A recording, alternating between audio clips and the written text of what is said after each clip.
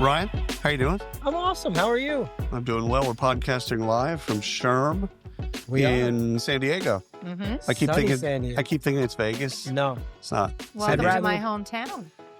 Very Are you nice. from San Diego? I'm from San Diego. No. Oh, this is easy for you. Yeah. And my you know all the backyard. tricks of how to get places. Bless you.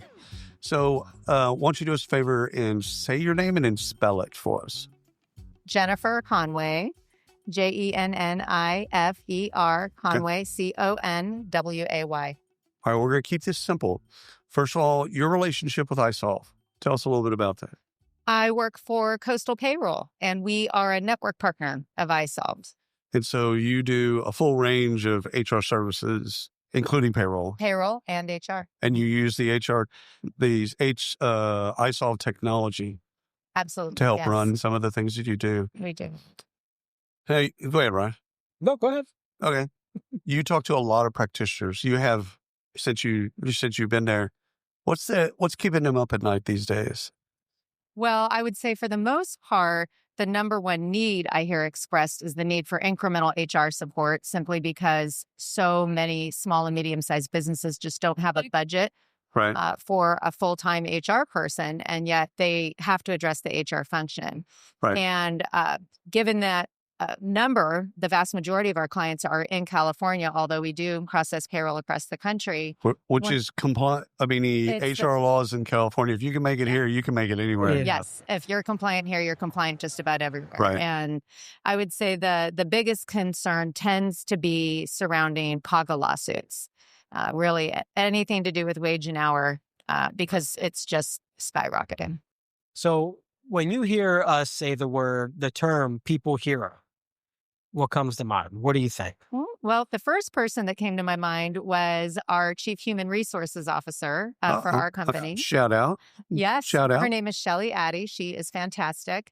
And just what immediately came to mind is that I feel like she is the consummate HR professional, and that she definitely can speak to compliance and provide the guidance, but she's got this odd mix of personality that I think is so needed in HR, which is she's very direct, but I love she her is already. very Mhm. warm.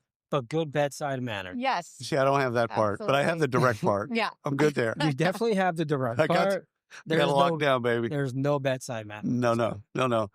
So what makes her a people hero in your mind? I mean, have you got a specific example of something you're like, Well, wow, she's good at this? she makes it relatable.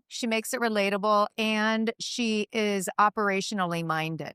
And Business I think focused. so many people, when they think about HR, think of the HR police. Right. Mhm. And they get nervous about getting guidance. Right.